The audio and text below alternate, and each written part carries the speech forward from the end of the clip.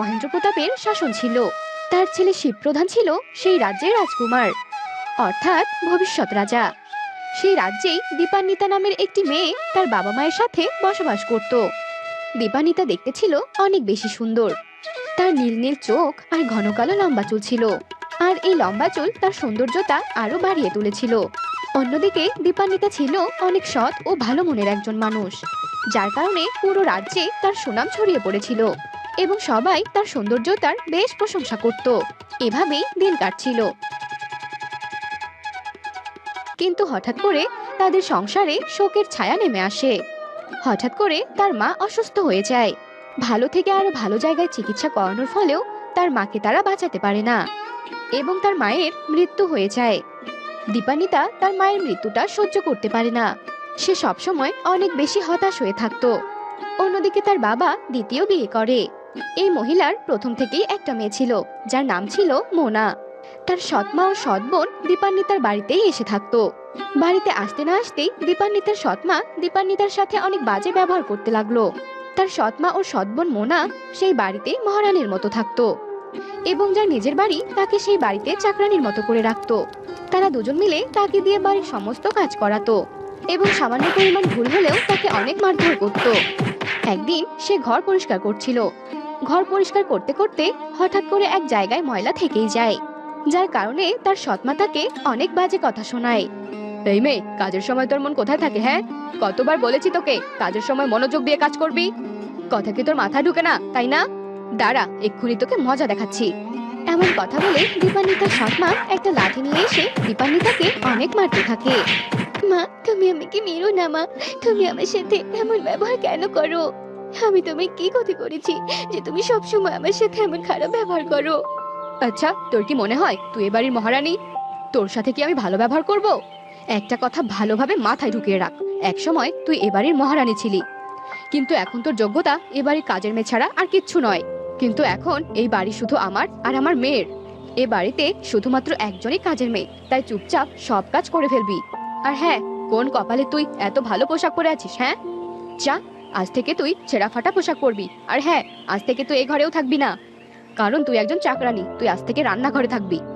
এমন কথা বলার পর দীপান্বিতার সৎমা তাকে ছেঁড়া ফাটা পোশাক এনে দেয় এবং দীপান্বিতার ঘর থেকে সব জিনিসপত্র বের করে দিয়ে নিজের মেয়ের সবকিছু সে ঘরে সাজিয়ে দেয়। বেচারি দীপান্বিতার কি বা করার ছিল তার, সে চুপচাপ সবকিছু সহ্য করে নেয়।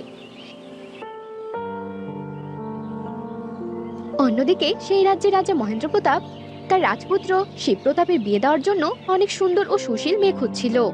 এজন্য তিনি সৈনিকদের বলেন এ কথা পুরো রাজ্যে ছড়িয়ে দিতে। সৈনিকরা পুরো রাজ্যে গিয়ে এ কথা ছড়িয়ে দেয় যে রাজকুমারের একটা সুশীল মেয়ে চাই। শোনো শোনো শোনো, পুরো রাজ্যবাসীরা শোনো, রাজকুমারের জন্য একটা বিবাহযোগ্য মেয়ে চাই।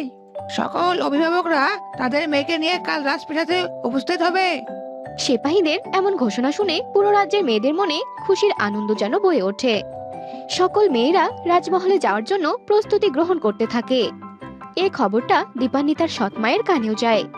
তখন সে এ কথাটি তার নিজের মেয়ে মোনাকে বলে, শোন মা, কালকে রাজা তার রাজকুমারের জন্য মেয়ে দেখার আয়োজন করেছেন। সেখানে গ্রামের বিবাহযোগ্য মেয়েদের সুন্দরভাবে সেজেগুজে যেতে হবে। আমিও চাই তুমি সেখানে নিজেকে সুন্দরভাবে উপস্থাপন করো, যেন তোমার সঙ্গে রাজকুমারের বিয়ে হয়ে যায় আর আমরা সবচেয়ে ধনী হয়ে যাই। হ্যাঁ মা, তুমি ঠিকই বলেছো। আমি কালকে সুন্দরভাবে সেজেগুজে স্বয়ংবরের অনুষ্ঠানে যাব। আর দেরি করা যাবে না, এখন থেকে প্রস্তুতি নিতে হবে। তুমি আমার জন্য অনেক সুন্দর দেখে একটা গাউন আর স্যান্ডেল নিয়ে আসো। ওই স্যান্ডেল আর গাউন পরে আমি কালকে স্বয়ংবরের অনুষ্ঠানে যাব।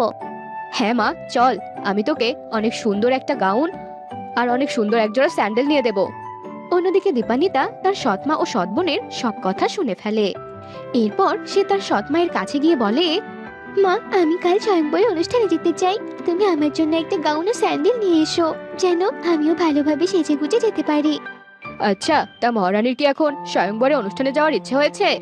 মনে হচ্ছে তুই কথাগুলো ভালোভাবে শুনিসনি। বিয়ে কোনো সাধারণ মানুষের হবে না, বিয়ে হবে রাজকুমারের। আর রাজকুমার একটা ভালো পরিবারের ভালো মেয়েকে বিয়ে করবে, কোনো কাজের মেয়ে নয়। তাই রাজকুমারের সঙ্গে বিয়ে করার স্বপ্নটা বাদ দাও আর নিজের কাজে মন দাও, বুঝলে?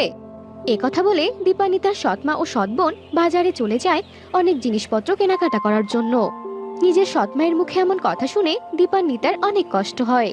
এবং সে তার মায়ের ছবির সামনে দাঁড়িয়ে তাকিয়ে তাকিয়ে বলে, মা, আজকে যদি তুমি জীবিত থাকতে তাহলে আমাকে আর এদিন দেখতে হতো না। জানো মা, কালকে রাজপ্রাসাদে স্বয়ংবরের অনুষ্ঠান করা হয়েছে, আর সেখানে গ্রামের সকল বিবাহযোগ্য মেয়েরা যাবে। রাজকুমার সবার মাঝে থেকে একজনকে পছন্দ করে তাকে বিয়ে করবেন। মা, আমি সেই অনুষ্ঠানে যেতে চাই, কিন্তু কি করে যাব? আমার কাছে তো পরার মতো এই ছেঁড়া ফাটা জামা ছাড়া আর কিছুই নেই। এখন তুমি বলো মা, আমি কি করব? কোথা থেকে গাউন আর স্যান্ডেল নিয়ে আসবো? দীপান্বিতার এমন কান্না শুনে দীপান্বিতার মায়ের ছবি থেকে একটি আলো বের হয়ে আসে, আর সেই আলো থেকে মুহূর্তের মাঝেই তার মায়ের আত্মা বেরিয়ে আসে এবং সে দীপান্বিতাকে বলে, মা দীপান্বিতা, কান্না বন্ধ করো, দেখো আমি আবার চলে এসেছি তোমার মাঝে। মাকে চোখের সামনে দেখে দীপান্বিতা ভীষণ খুশি হয়ে যায়। মা, তুমি কোথায় চলে গিয়েছিলে? তুমি জানো, তুমি চলে যাওয়ার পর আমার সাথে কত কিছু ঘটে গেছে।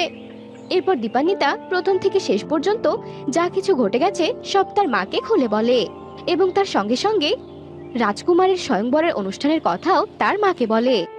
মা, আমি ওই স্বয়ংবরের অনুষ্ঠানে যেতে চাই, কিন্তু আমার কাছে তো ভালো কোনো পোশাক নেই। তুমি আমাকে সাহায্য করো মা, যেন একটা ভালো গাউন আর একজোড়া ভালো স্যান্ডেল পরে আমি ওই স্বয়ংবরের অনুষ্ঠানে যেতে পারি। মা, তুমি কোনো চিন্তা করো না, এই সমস্যার সমাধান আছে আমার কাছে। আচ্ছা, আমার সেই বিয়ের বাক্সের কথা মনে আছে তোমার, যেটা সেই স্টোর রুমে আছে? মা, সেগুলো তো ওভাবেই পড়ে আছে, তুমি যাওয়ার পর তো আমি সেভাবে খুলে দেখিনি। ওই বাক্সের মধ্যে আমার বিয়ের জাদুর গাউন আর জাদুর স্যান্ডেল আছে, যেগুলো পরলে তোমাকে অনেক সুন্দর লাগবে। তুমি বরং সেগুলোই পরে যেও, কিন্তু একটা কথা মনে রেখো, খবরদার এই কথা যেন তোমার সৎমার সৎবোন কখনো জানতে না পারে। ঠিক আছে মা, তোমাকে অনেক অনেক ধন্যবাদ। আমি এই বিষয়টা খেয়াল রাখবো, যেন আমার সৎমা সৎবোন কিছুতেই এই ব্যাপারে না জানতে পারে। এগুলো জানার পর দীপান্বিতা অনেক খুশি ছিল। তার মা তার কাছ থেকে বিদায় নিয়ে সেখান থেকে অদৃশ্য হয়ে যায়।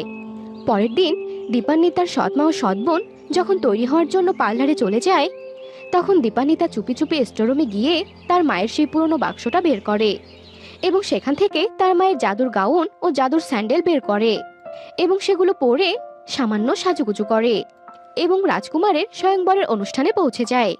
সেখানে গিয়ে দেখে রাজ্যের সব মেয়েরা আগে থেকে তৈরি হয়ে সেজে গিয়েছিল, তার মধ্যে তার সৎবোন মোনাও ছিল। কিন্তু যখনই দীপান্বিতা সবার নজর কেড়ে সেই রাজপ্রাসাদে প্রবেশ করে, তখন তার সৌন্দর্যতা দেখে সবাই অবাক হয়ে যায়।